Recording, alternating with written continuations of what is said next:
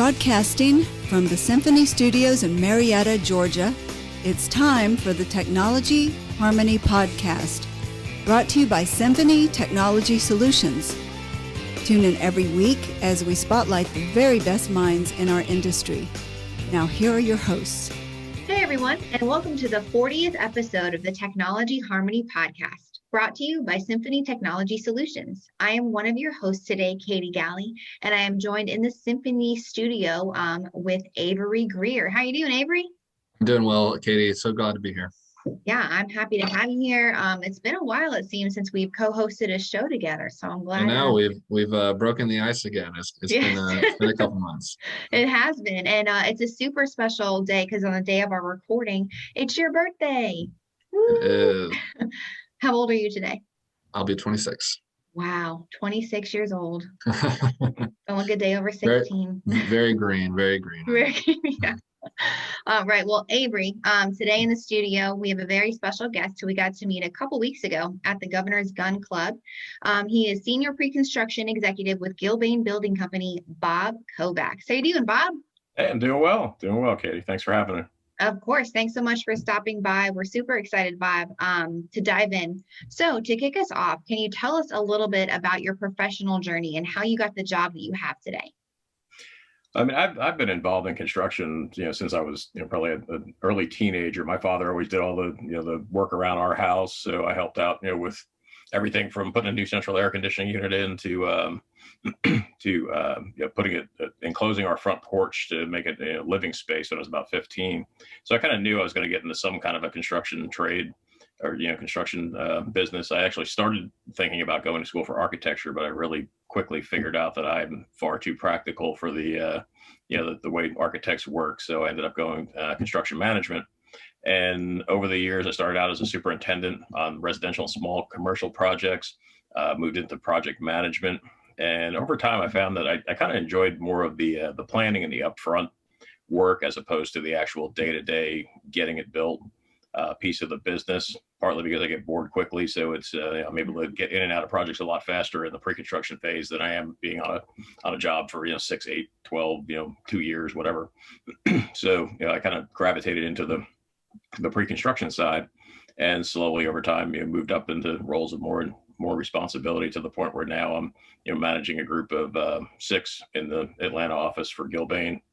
And, we work on projects ranging from, small fit outs. We're bidding a little, probably $1.5 million bank branch fit out this week, up to projects that are, $150, $200 million.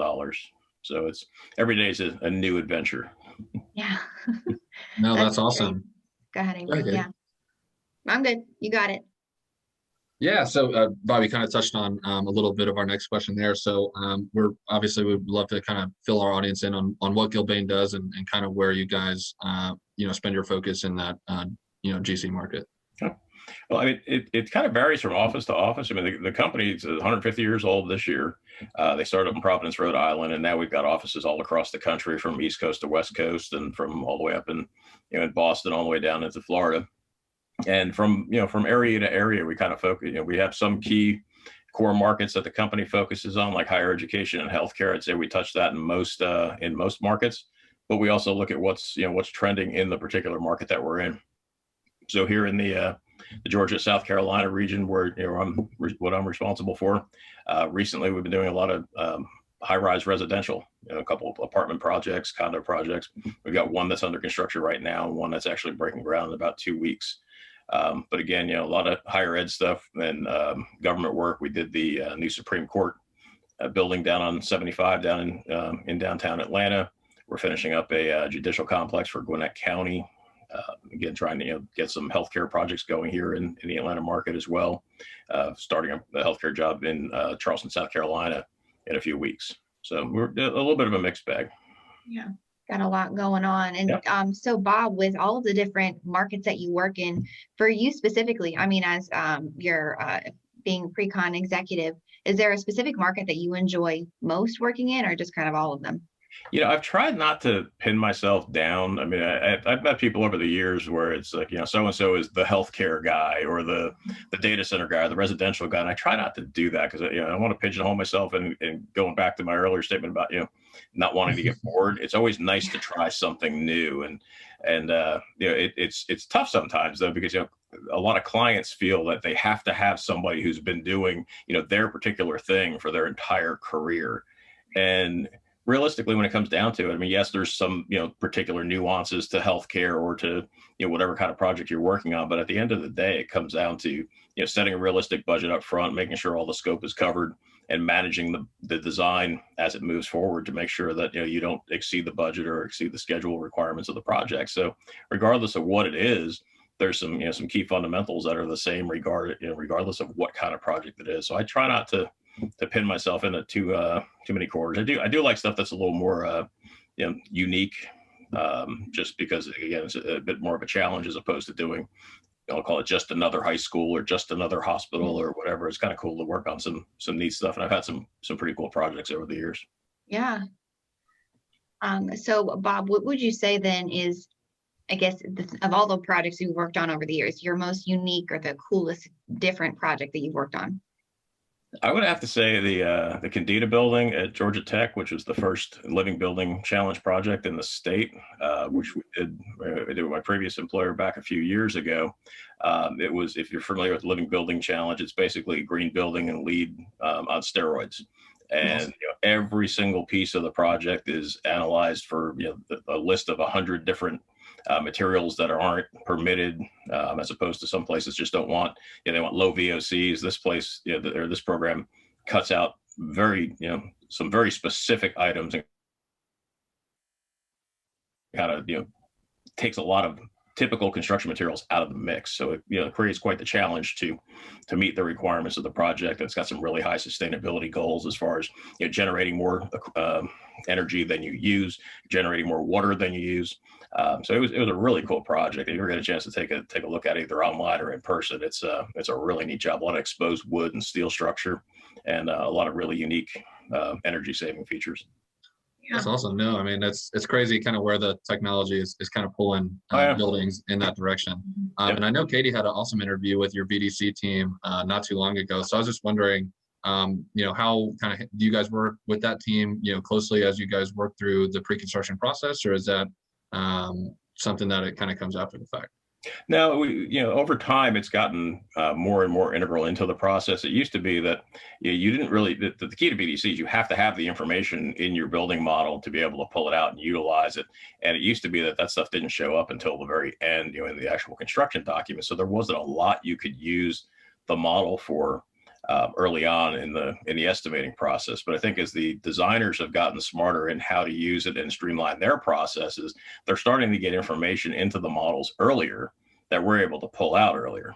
It used to be that I said that the information either wasn't there or wasn't right. I mean, a perfect example, the first time we started looking at it, probably, I guess about 2007, 2008, we had a client that really wanted us to use the model early in the process. So we said, fine, we'll pull out floor finishes and ceiling finishes out of the model. And we had a roughly 100,000 square foot building. And when we extracted the quantities out of the model, we had 120,000 square feet of flooring and 180,000 square feet of ceilings. And we went, well, that doesn't make any sense. You've got more square footage than you have building. And the designer said, well, sometimes when you put one material in and then you change it, you don't necessarily delete the old material. You put a new one on top of it in the model. But at the end of the day, all they care about at that time, they just care about what showed up in the finish schedule. Meanwhile, there were 4 different floor finishes stacked up in a room, and when you pulled them out, it counted all 4 of them. So you got to make sure that it's being utilized properly, and that they're going back and taking those old finishes out. And like I say, over time, that they've gotten to the point where the models are becoming more accurate and more streamlined, and we're able to pull quantities out even in conceptual massing models.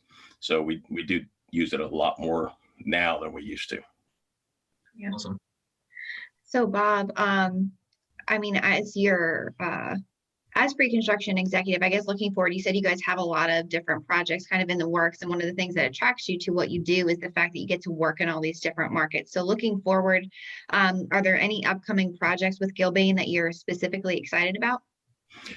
We've got a large project down in Columbus, Georgia, a new municipal complex for the combined city and county government down there. That we'd gotten selected on it back beginning of 2000 or end of 2019, beginning of 2020. And they were gearing up to go for SPLOST funding and put that on the ballot for last November. But with everything that happened with COVID, they moved that off, and it's going to be hopefully on the ballot this year. So it's a little behind the original schedule, but it's going to get moving. And it's a unique project because you've got a lot of different stakeholders between all the different pieces of the government. It's a combination of government office, sheriff's office, jail, courthouse. So there's a lot of different people with different interests, and they all want to see the project be successful. So it's gonna be interesting, just wrangling the clients, all the different people that you've got to work with, and making them all happy. Yeah, I bet. Well, before we wrap, Avery, do you have any closing questions for Bob?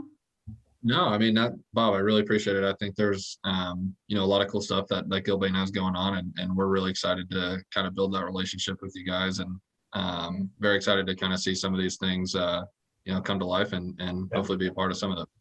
Absolutely. So that Columbus project will be a good one to get involved in. We'll be reaching out to you at the right time. Awesome. Well, Bob, if someone wanted to learn more about you, learn more about Gilbane, where might they do that? The easiest thing to do is check us out on the internet. Gilbaneco.com is the main website for the building company, and my email address is rkovacs, Kovacs @gilbaneco.com. So shoot me an email, and we can catch up and answer any questions you might have. Thank you all for tuning in. We hope you enjoyed today's episode. To learn more about our guest and their company, check out the show notes for the relevant links. If you would like to learn more about us here at Symphony, of course, subscribe to our podcast on our YouTube channel. And don't forget to follow us on LinkedIn and Facebook at Symphony Technology Solutions, and on Instagram at Symphony Tech Solutions. Here at Symphony, our ultimate goal is to make harmonious music out of all the technological noise.